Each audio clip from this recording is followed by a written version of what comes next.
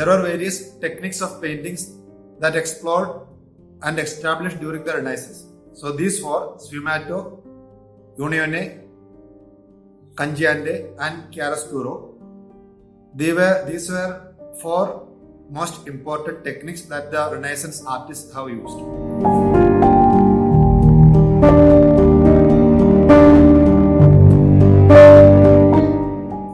So first of all, we will look at the term sfumato. So in order that you understand the term better, there is an English word which comes from the same root. You may have heard the term fume, haven't you? It's an English word, fume. Fumigation. What is fumigation? When during a season when too many mosquitoes come, the corporation usually fumigates different areas. So what is fumigation? Arey yaar, I am talking to you. Is somebody hearing me? You please respond in the in-call messages. What is fume? So it's a gaseous vapor, that is fume. So sfumato is a word that has the same root. So a kind of effect of smoke, or when it is very smoky, how do you see things? There is a kind of blurring out of things. It won't be very clear. You understand? So that kind of method or technique is used in painting. In painting, it has nothing to do with the smoke, but there is a smoky effect. So as things go farther, you understand that things become very unclear. Those things that are very close to you will be very clear, but as it goes farther, it becomes very unclear. And it is not only about the things which are nearer and farther. Maybe in a portrait, usually we have the lines are very clear.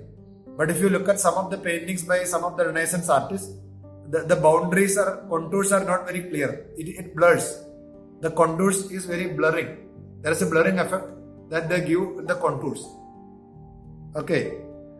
So that is the technique of sfumato. So it comes from an Italian word sfumare. Sfumare literally means shaded off. That is the literal meaning of sfumare. So it's an Italian word sfumare, which literally means shaded off. And from that comes the word sfumato. So it's a technique that is used in painting. Literally it means smoked, fume, that is or Latin fumus, that is the Latin word, fumus. It means smoke or dusty or vapor. So in painting, the application of subtle layers of translucent paint so that there is no visible transition between colors, tones and often objects. So when there are many objects in a painting, you don't see a visible boundary or a visible transition. They are blurring the boundaries. Okay, that is the style which we call as sfumato. And there are so many examples for it. And especially in oil painting, the colors or tones are blended in such a subtle manner that they melt into one another. So that blurring will not be very visible. It will not be very prominent. If you look at very closely, you will understand that there is a blurring effect there in a very subtle manner. So the tones or colors are blended. So I hope you understood that. We will look at some examples. So there is no perceptible transition, lines or edges. So if you are painting me, behind me you see a green screen. So when the sfumato technique is applied, that boundary will not be very visible.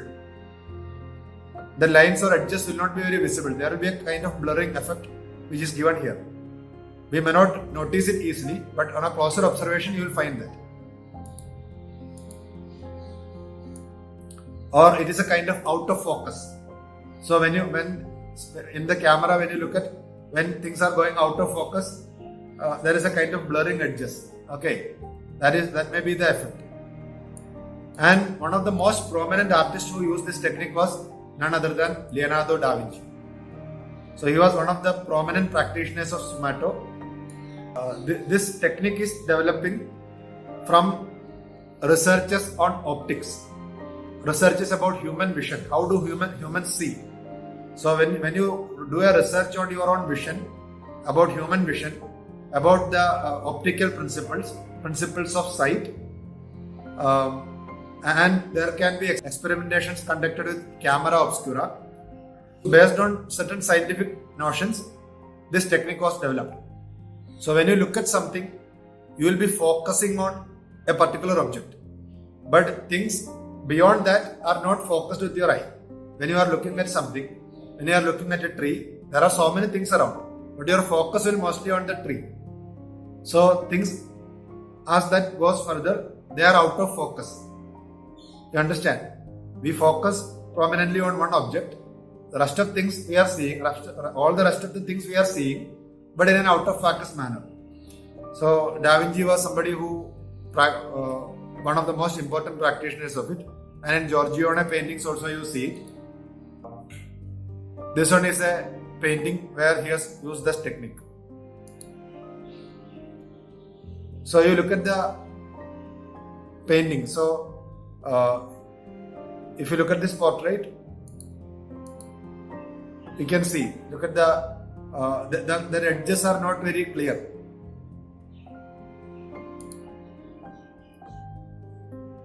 So look at this.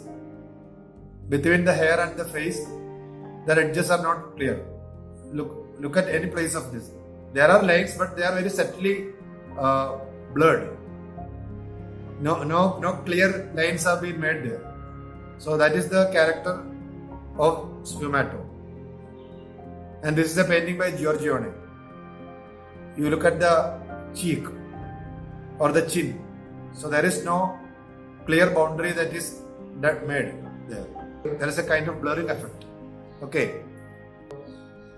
It's a renowned technique of using colors in a way to blur the clear hard lines and deliver a smooth picture.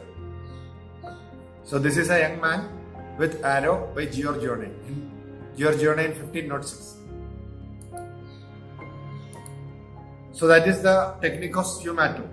This has been widely used during the Renaissance, especially when it comes to High Renaissance, or people like Da Vinci and Giorgione were very fond of using this technique. So there was a question which came in the chat box.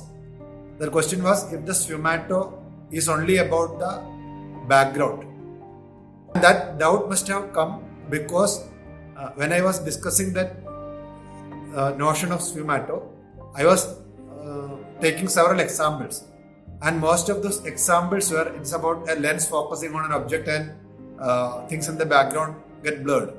So I actually wanted to speak about the blurring effect, but it is not only about the background. So in the background, that blurring effect is very natural. It is easily identifiable. If you go to Pavagad and you climb on the mountain and see, you are looking at the landscape in front of you. So as the things go farther, that blurring, that smoky effect is there. That feeling of that haziness of the atmosphere is very visible. Okay, so that is already there, and that there is nothing new in it. But in the foreground, they started to apply this smoky effect, that effect of fume. So there will be a blurring effect, and I am sure many of you understood. I hope most of you understood it from the very examples I was showing. So look at Mona Lisa. So in the background, even Raphael earlier paintings, we see that in the background. So that haziness is there in the background very much. But when it comes to the foreground, the principal figure, that was very unusual to have that smoky effect. So very often, when you do a portrait, the principal figure, the contours, the lines will be very clear, the outlines will be very clear. But here there is a kind of haziness that you are seeing. There is no precise outline for the face of Mona Lisa. There is a sort of blurring, and it is not very visible. It is not very evident. So if you look at this side, you don't see the boundary of that cheek and the chin with the neck. You understand? It is all blurred, but they are actually using an optical principle. So even if that haziness is there, that blurring is there, when you look at it, you don't feel that. Only when you closely observe, you understand that. You look at the eye. So generally we keep the outlines of the eye very clear, but here there remains a kind of haziness, and it is actually that haziness is corrected by your power of vision. Okay, when you look from a distance, you don't feel that. When you go to the image and closely observe, in order to see that blurry effect, you are seeing it. On a general look, nobody would be observing that, because that actually happens within your eye, within your brain. It is happening. The image censoring power of your eyes and that whole system of vision. So it is there that corrections happen, and that technique is being used in the foreground images or the principal images. That has been path breaking.